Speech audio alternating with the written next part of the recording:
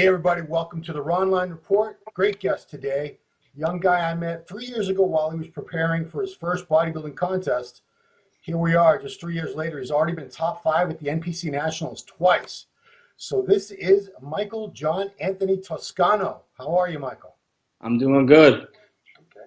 Now we're going to have a feature on Michael in the next print issue of MD. So you're going to read about some of this stuff there too, but I want to give you guys a little more elaborate version of it, straight from Michael himself.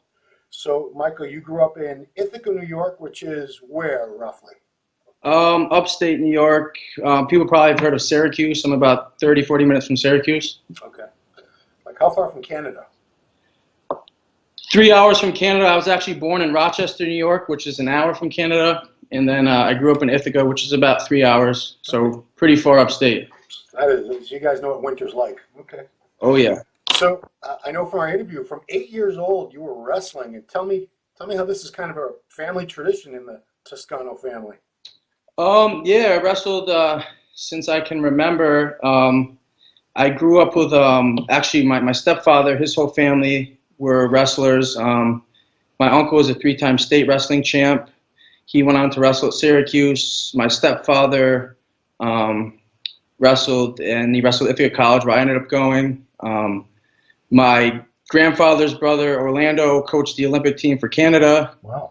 So, it ran in my family, and I got into it.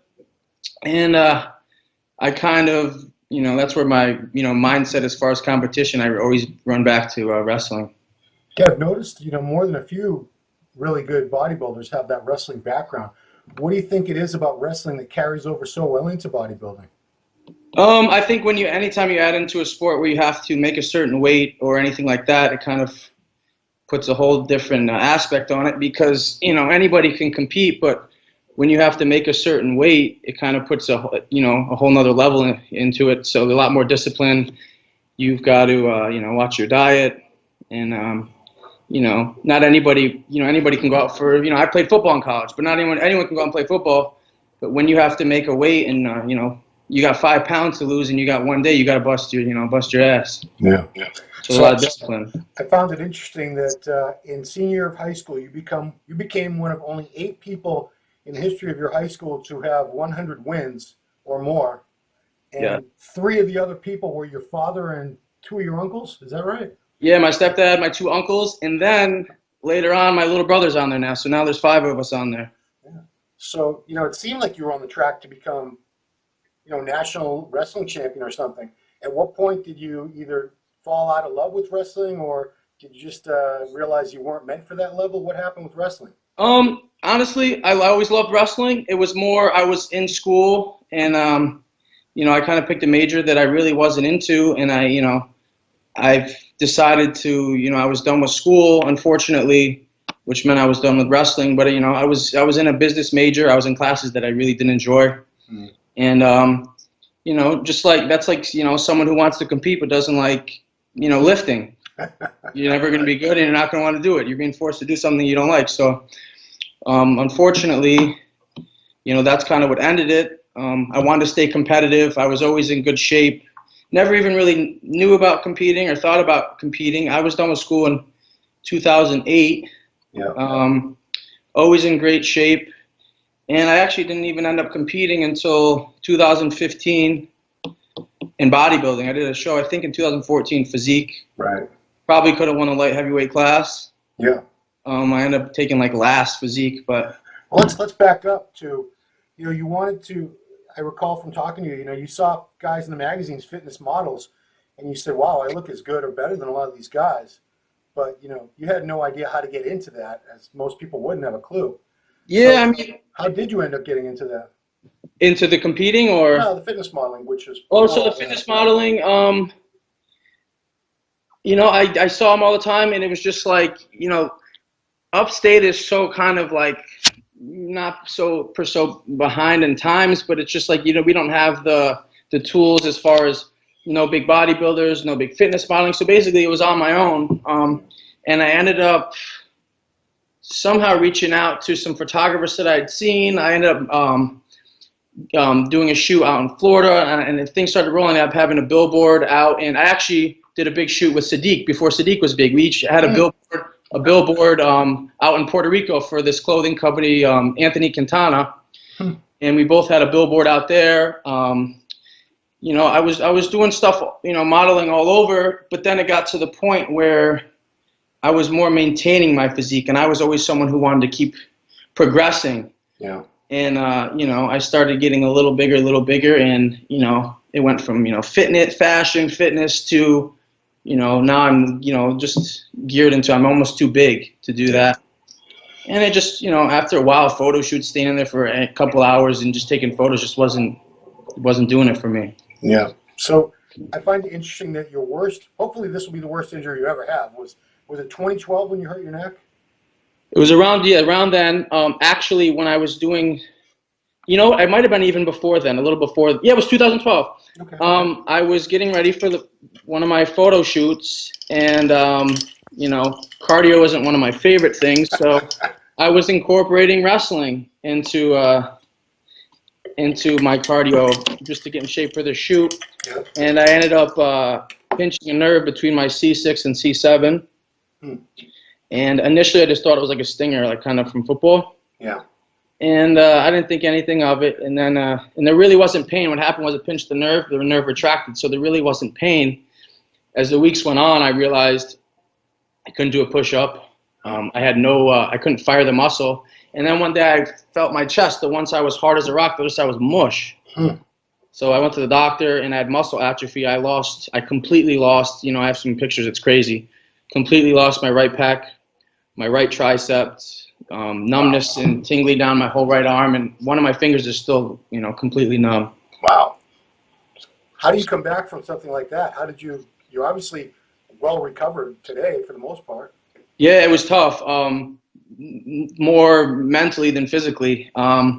You know, like I said, I was in school for business. It wasn't my thing. My whole life was geared toward fitness, you know, personal training. I coached wrestling. Everything I was around was you know, fitness. And this was just kind of like everything I saw my future being in was like shut down. Like, how am I going to train people? You know, I couldn't even do a push-up for 6 months. And what were doctors telling you at the time as far as the prognosis long term? They told me they didn't even want me, I shouldn't even be working out again because there's a chance of it happening again. Wow. And, you know, sometimes you go to doctors and they're not too experienced or they're over dramatic towards athletes because they don't know. Right. So hearing that was just like a total shot to, you know, mentally. I just started, they gave me exercises and things to do. I kind of, once that I was healed as far as, you know, the injury and it was just me rehabbing, yeah, I did my own thing. And I still, you know, people were telling me, oh, lift, you know, overcome, you know, lift with the bad arm, lift more. And me mentally, I'm like really OCD. So if I'm doing, say, 10 reps on the right arm, I have to do 10 on the left. I'm not going to. So I was doing a lot of single motion things, and I would start with my weak arm. And whenever that arm would give out, then I would just match it with my good arm. And I slowly saw it getting back. Like even when it happened, I would notice in clothes. My left arm, the sleeve would be tight. The right arm, it was a real mental game. Yeah. And I rehabbed it. And over a course of 2 years, I did my physique show. And I still noticed it a little bit. But, you know, it just progressively getting better and better and evening out. You know, I would use a muscle stim machine that would fire the muscle while I would work out. Yep. Basically just doing what worked for me. Nobody's going to know what works for you more than yourself. So I find it interesting that, you know, you're doing very well in bodybuilding. You're getting very close to being a pro right now. But for a while there, in your early years, before you started competing, you never saw yourself as ever being a bodybuilder. You didn't think you could be a bodybuilder. You didn't think you could build that size? Yeah, I always worked out, but it was always like legs day, chest day, you know. And I would see bodybuilders and I said I would think that I could be there, but I would see that, you know, I was lacking in certain areas. I didn't really have an idea of time frame, you know, how long it would take to get there. I was a little inconsistent with work and things, and I just wasn't fully committed because I didn't know how to get into it. And what ended up happening was in 2012, I met my girlfriend, and she was from downstate, which, you know, there's obviously more bodybuilding. And I ended up meeting a guy, King Kamali, that was actually from her town. Yeah. So I ended up sitting down talking with him, and he was like, "Yo, you could be a bodybuilder, right?" You know, and I honestly, wasn't comfortable with my body to the point where I wanted to throw on a pair of trunks and get on stage and feel comfortable. I just didn't feel I'm like a perfectionist, so I didn't feel comfortable. So let's do physique. You know, if I step on the stage and bodybuild, I knew my legs were lacking, areas were lacking. Yeah. I didn't want to get on until I felt comfortable I was going to win. So we did the show. He had me peeled. Unfortunately, it didn't go the way it did, but it was, the news that came back was I was too big and too conditioned. Yeah. So that right there was like, okay, let's bodybuild. It was pretty easy decision after that. I think it was ironic that you said people were telling you at that show, had you jumped into the bodybuilding light heavyweight class, you probably would have won. I think so. I weighed in at 196, which is like the top of the class. I looked freaky. My conditioning was freaky. I probably should have crossed over. We were actually thinking about it, but I didn't even know the eight mandatory poses, so I didn't want to get up there and look like a fool. Basically, the judges told me it could have won either way. I could have won the whole show or dead last because it was that more far of a gap. Right. Fortunately, I don't know if it was dead last. It was less than below 10th place. I know that. Wow. But again, I was upset to the point because I don't like losing, but I wasn't upset because they were like, you need to bring this up or that up. It was basically you were too big and you're too conditioned. So I took it as a positive thing. Was that when you were getting ready for that show? Is that the time you were at one of the Dana Lynn Bailey camps with your girlfriend? You met Jose?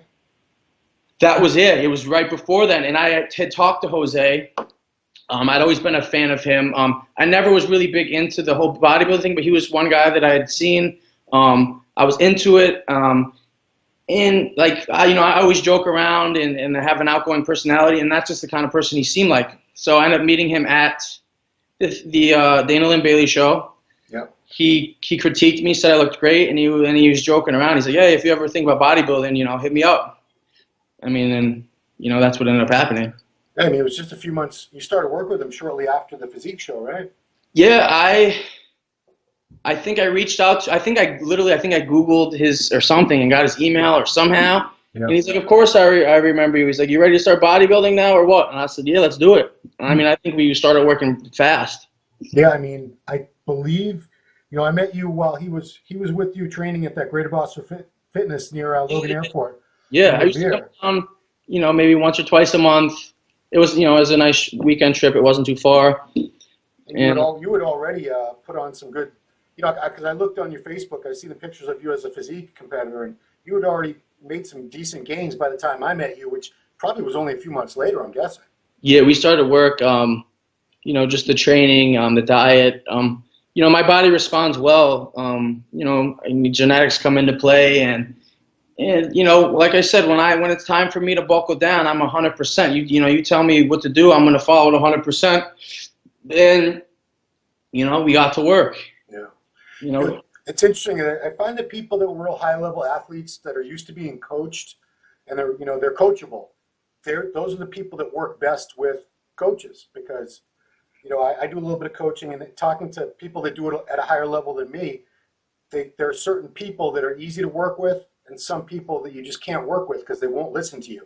Right. But I think your background makes you someone who is receptive to coaching and makes you very coachable. Would you agree? I agree. I mean, I think that's you get people that question. Sometimes I'll question just because I want to learn. Yeah. It's a learning experience. But I'm never gonna question your knowledge because the way I see it is I'm investing in you. I'm making an investment, so I need to trust you. Right. And I'm gonna follow your decision. The only times I'll say is why are we doing this is because I want to learn because I think that's important is to learn along the way. Right. And remember what works for your body because again they don't fully know your body but you got to trust their knowledge. I'm investing in them, and they're going to do the best that they can. So I'm always open to learning, and I think it's important that you trust your coach, or why even have one. All right. So Jose worked with you, I believe, for your first two bodybuilding contests. First two shows, yeah. The first show was up near me in Buffalo, New York. Yeah.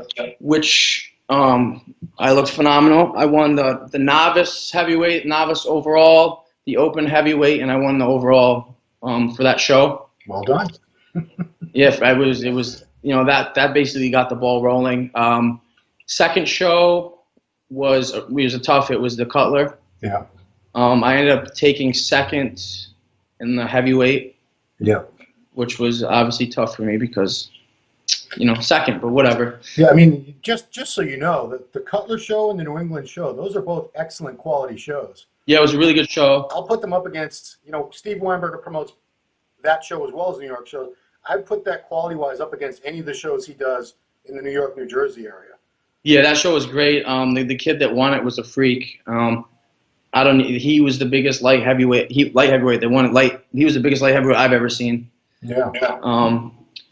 But again, it's just to see that in two shows, and like a lot of these shows, like I've only been competing for 2 years. This will be my third season, and to see these guys that I'm up against that have been competing 5, 6, 7 years. I see some guys that have put up things from 2006. It's humbling, and it feels good to know that I can compete with these guys that have been doing it for 5, 6, 7, 8 years. Well, I keep track of a lot of these people, and I know guys who've been at the national level 10, 15 years. They still have never made top 5. They're still trying. Right. So for you to be, we'll get to that later, but your first national show, you were top 5. Right. That's astounding. That's very, very rare. Right. That's somebody that's going somewhere in the sport. So you had a good run with Jose, but you decided that you wanted to work with somebody closer to home, somebody that could look at you in person. Is that what led you to Leon Wong? Yeah. So I just feel comfortable working with someone that I can, essentially who can see me. There's a lot of things that with lighting and just things that you can't see through a picture that you can in person. So I'm still close with Jose. We text, we talk. I'm still a huge fan. I just needed someone that was closer, essentially. Yeah. And why I picked my coach Leon, it's a good question. I don't really remember. I know that my girlfriend was working with him, and we were and I had a physique competitor competing, and she was like, "Oh, I want you to meet my coach." So I met him, and sometimes you just click with somebody. Yeah. He's honestly, he's like Jose, both of them. Coach, what do you think? And they'll give me a thumbs up, or there's like no emotions, and it's like, give me we need to pick it up, or you look amazing. It's just like, okay, good. Yeah. But in the end of the day, like I gotta trust them and know if there was something wrong, they tell me. Right. So I talked with him. He was super humble, really low key, hard ass. Dude, there's times when we've done legs, and he's like, 2 more sets. I'm puking my guts out in the bathroom, like pale as hell. I come out and I'm like, yeah, I don't feel good. He's like, all right, let's go, one more set. Like, this guy doesn't give up. But then I'm like, there's times at the end of prep where I want to leave. I'm fucking swearing, excuse my language.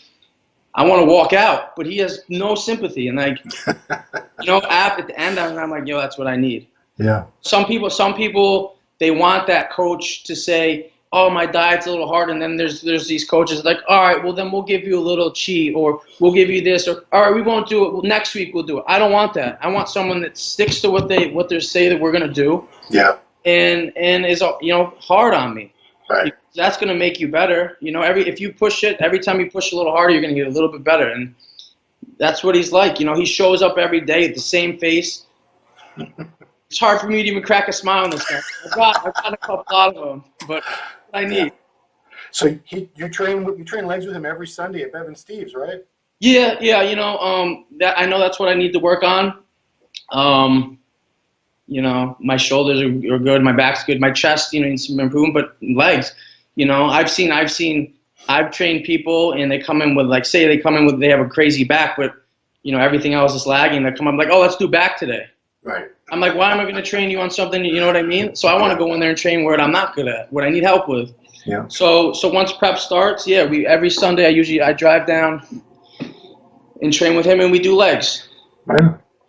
So let's see, you had another good run. You won 2015 the Amateur Grand Prix light heavy, somehow you made light heavy at that show. Sucked down, dude. That was brutal. You must have had the flu. 2016, you did one more. What happened? She had a mono.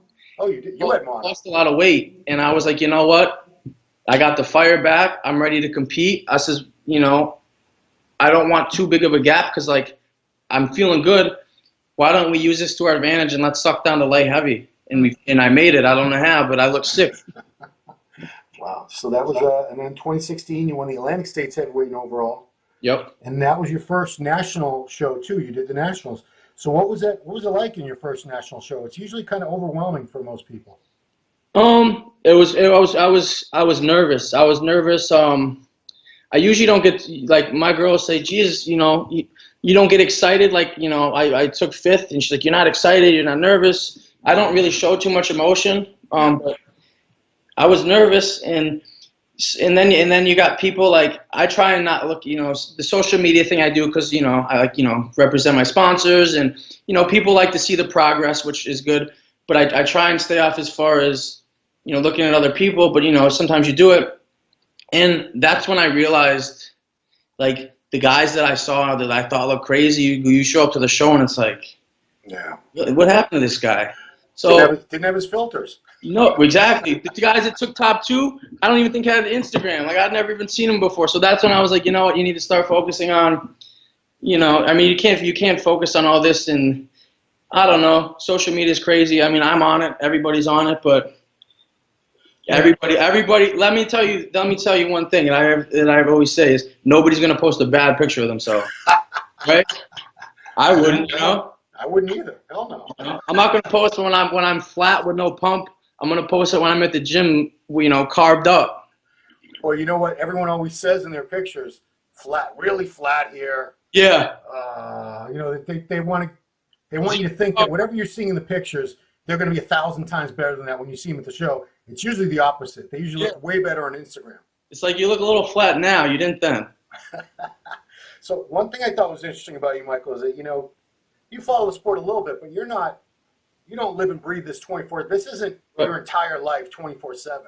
You actually like to have a little more balance. Tell me about that.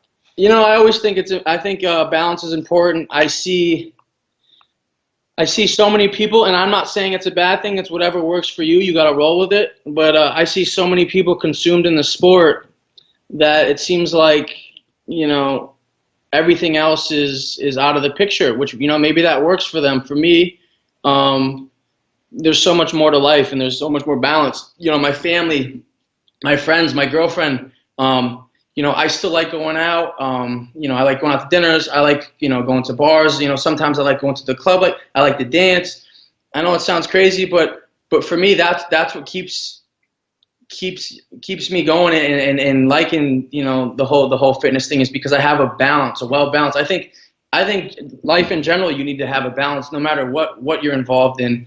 You know, for me to be on a strict diet and training 6-7 days a week, I'm going to get burned out. Anybody's going to get burned. I used to see kids wrestling. These kids were, you know, when my brother was wrestling, these little, you know, 8-9-year-old kids, these kids were phenomenal. They're wrestling 100 matches a year, you know, and then all of a sudden high school, it's like, where'd this kid go? He doesn't even wrestle anymore, or he's terrible. Yeah. So, you know, and there's so many bodybuilders now I see, you know, succumbing at like 18 years old, which is fine, you know, whatever works for you. But I just think to keep me mentally into the sport and really into it, you know, I have to have other outlets outside of it, and balance, and family's a big part of it, and you know, going out with my friends, and, you know, so many other outlets and things in life there isn't to just the gym. So you mentioned family. You know, a little over a year ago, you had a really tough loss. You lost your grandfather. Yeah. You guys were really close, right? Yeah, real close. You know, my real father, I didn't see when I was younger. I grew up basically with my stepfather, but, you know, my grandfather was like, you know, another father for me. You know, his weekends for me was not with friends when I was younger. It was like, can I stay at Grammy and Papa's house? He owned a construction company, and, you know, from 10 years on, I was doing, you know, tile work, brick work. I was pulling mesh, doing block work, anything you could think of. That was fun to me. I got pictures of me at 4 years old planting the garden with him, you know, rototilling, and you name it. and that was fun for me. You know, he took me under his wing. I was 15 years old, you know, down in my other grandfather's card room, hanging out with 60-year-old men playing cards. That was fun for me. That's what I enjoyed doing. Or you know, I would go play quick draw with my grandfather. Like that's what I enjoyed. I enjoyed being around older people, you know, and you know, wiser. That was my fun. And you know, he took me everywhere with him. And yeah, about 3 years ago, he was climbing up at 80 years old. He was climbing up scaffold. We were still pointing up shimmies, doing side work. Jeez. And he had a liver transplant, and he started getting like dementia. And you know, it was hard to see him go like that. But you know, I know he would want me to work hard. He instilled, you know, everything. I base it all off of everything he taught me. So now I use it, you know, to motivate me. So when he passed, I mean, obviously it was tough for you. You actually stopped training for a couple months. You just didn't have it in you, huh? It was bad. I was probably about 235. You know, and like Thanksgiving before. Yeah. When he passed away between January, February, March, and a little into April, I got down to 210 pounds.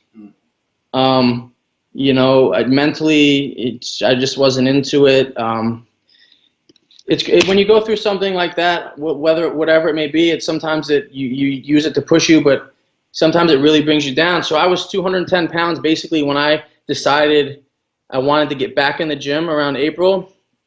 And then as I started prep for nationals, we decided to do nationals. You know, my coach is, you know, not just a coach, but he's someone, you know, I really talk to. He's a mentor, and he really lit the fire. We started prep once the, you know, 10 or 12 weeks. We were about 230. I got up to 242 as prep progressed. I usually go into my preps. And then actually at nationals, at first weigh-in, I was 226. And then I made weight. But, you know, I sat there just like when I had the chest injury, and then I think to myself, am I going to sit here and feel sorry for myself because it's not going to make it any better? It's not going to help me. Or now I need to use it to motivate myself. And I know damn well my grandfather wouldn't want me sitting there, you know. Yeah. So I got my shit together. You just mentioned chest. I don't think people are aware that you had a little pec tear 6 weeks before the nationals. Yeah. What happened? So I had a minor chest strain, which is like, I guess it's a minor tear. Yeah, it's a tear. So I always I had a training partner throughout this whole prep. I met him this year. He ended up being a really good partner, and I still break his balls about it because I'm telling you, this guy, he was there at whatever time, whatever, he was there. Great. One day he was really sick. Wasn't there. I'm incline pressing on the Smith machine, and I couldn't get it, and this guy couldn't get it off me, and I just felt it. And I like, the one day you're not there. So I actually went and saw Dr. Camp. He mentally like saved me because I'm like, this is it. I felt it. I couldn't lift my arm. I'm like, I just trained, got the fire in me. Now I'm not gonna be able to do nationals. I wasn't there 5 minutes. He says, you're gonna be able to do nationals. I said, what do you mean? The nationals in 6 weeks. He says, don't worry about it. You're gonna be able to do nationals within 2 weeks. I was raising my arm. 3 weeks I was basically training smart, but I was, pressing with machines, and everything worked out. We'd also talked about how Leon switched up your training a little bit, where you had never really gone lower than like the 10 to 12 rep range, but he had you switch up and go pretty heavy on some compound movements. How did that all happen? How did that work out for you? I never was, I had some issues squatting. This was the first season that I could really, squat and go heavier. And we started, squats and things. We were going a lot heavier. And, whatever we could do to switch up the training, to shock my legs is something that they hadn't seen before. We changed up a lot of the different stances to work the outer sweeps, lower reps, heavier weight, and my body adapted to it. I was always a big trainer on higher reps, feeling the pump, just because when I feel the pump, I feel like I'm getting more out of it. Yeah. I don't like going super heavy. I don't feel the pump, but like I said, I listened to him. I did it. And, I grew. I think I was 214 or 216 at nationals in 2016. And this year I was 225, and I mean contest weight is real muscle. You know what I mean? It's not like people like, oh, I gained 20 pounds in a month. No, you didn't. You gained fat and water, and maybe one pound of muscle. Yeah. When you weigh in weight at the nationals, that's a good representation. Right. Especially if you're in great shape of how much muscle you're actually carrying. Right. So what improvements did you see? Obviously, it was 10 pounds of muscle, but where did you see the most improvements from 2016 to 2017? My outer sweeps, my legs, my hamstrings, they definitely improved. Again, I think we made as much improvement as we could with the amount of time that we had. January, February, March, part of April was basically a wash. Those are 3 months that I really could have used, and who knows what the outcome could have been. Right. Whatever, I'm like, it is what it is. But I think my legs came up as much as they could within the amount of a lot of time that I had. In my shoulders, but everything came up a good deal. But now the focus is basically putting all the weight that I gain on my lower half, and still, I don't want to go to super heavyweight, but I'm not gonna put a weight limit on where I go. I'm gonna just, I never do a dirty bulk. I always stay in good shape, no more than 20 pounds away from my weight. And wherever I land, and then we'll start and we'll see. Yeah, that's something you talked about in our interview, was that you always hated that puffy, bloated off-season bodybuilder look. Yeah. And you've never had that, really. Never. I'm always, well, I think it starts from when I was doing the fitness modeling. They would call you up, hey, we got a gig for you in 3 weeks. So, you can only do so much in 3 weeks when you're not in shape. Right. And, before competing, I was really carb conscious, like real bad. I always wanted to be in shape. Now I just think that, I see these guys that are 260, 270, and then they get on stage and they're like 210, and it's like, what was the point of that? Or they got the guys that are rowing 4 or 5 plates, and then it's like, you get on stage, where's your back at? I don't know. Dude, that is all of Instagram. I don't want to go on a little rant here, but all I see every day is these crazy heavy deadlifts, crazy heavy barbell rows where they're just jerking the weight, crazy heavy T-bar rows. I don't see any good backs. I just see a lot of big heavy weights being jerked around. So I'm saying, these like you're doing 405, 495, you're 260, and then you show up and you're 210 but no back. Yeah. I don't know. Something's not working. So you're training with this guy Sean Smith, right? Yeah. So I was using him for a good 3 months. So basically I had my little like a health phase. I took 6 weeks, just going to eating normally now, going to the gym 4 times a week, just to kind of let my body relax a little bit. Yeah. But Sean is, I actually competed with him at nationals. He's got a crazy physique. The amount of muscle he has on and condition he keeps is something I've never seen. And his whole theory is, the leaner you are, the more lean tissue you put on and you build, which I'm all about it. Like I said, you see these guys that are 260, like he's 5'8", 290, and he's ripped. Like, his shoulders are striated. He's not 5'80", 290 of water and fat. He's 5'80", 290, and he's probably 8 at most % body fat. Yeah. It's impressive. I don't know if you know who Giles is, my British partner in crime. Yeah, of course. So he sent me a picture on WhatsApp of, it was an Instagram of Sean. He's like, do you know who this guy is? What a beast. I'm like, Sean Smith. I said, I have no idea. But wow, look at the guy. And then it hit me. I go, I was just talking to Michael Toscano like 2 or 3 weeks ago, and he mentioned this is the guy that he's been training with. Yeah, now I get it. What a beast. So I think he's going to be doing the Arnold, 2 weeks. Yeah. I think he's got a real good shot. Again, you never know who's going to show up, but to hold that much muscle at 5'8", and I mean that's freaky. And also his workouts are like 45 minutes, so he gets in there. If you look at some of his posts, his workouts are 45 minutes. His style of training is heavy. He doesn't let up. You'll see him training and squatting or whatever he does, the same as he was at 16 weeks out. Wow. That's his whole theory is train. He's strong. And again, that's what works for him. Not everybody does, but something's working. Yeah. So you've been wearing this iForce shirt the whole time. So tell me how you got in with iForce, because everyone out there dreams of being a sponsored athlete for the most Yeah. part. So well, it's crazy. So like I have pictures of using iForce, a year or two before I even was with them. Um, just happened to use their supplements. And then I started working with Jose, and Jose was with iForce, and Right. he said they're good people. They take care of them, and yes, and I had used their supplements before, and it's just so many people. I want to compete, so I get sponsored. Like that's the completely wrong thing. Or I would, when I would train people, I get bikini girls. I want to compete to get a modeling contract. Like you're competing for the whole wrong reason. Modeling contract. Yeah. With who, Vogue? Everybody's a model now, though. So. Yeah, that's true. Yeah. So I knew about them. I was using the products. Then I had a coach who was with them, and I just reached out to them, and they're like it's like family. They have good products, but it's more to that than that. It's you got to believe in.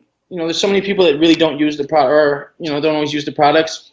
Yeah. Everything I post is something that I use. I think it's important, not only for me, but it's important for everyone that's following to really get feed, because there's so much stuff out there where you have these kids that are up and coming, and they'll believe anything you say. And I just feel like there's so many lies out there, and if anything, I want to just motivate, inspire people, and be honest with them, and I think that's important. So I wouldn't support or sign with a company that I didn't truly believe in, didn't use. I'm not going to sit there and pretend to drink a drink and then go mix another protein. Yeah. If I'm not going to use their product, then I'm not going to be with them. There's just no point, Yeah.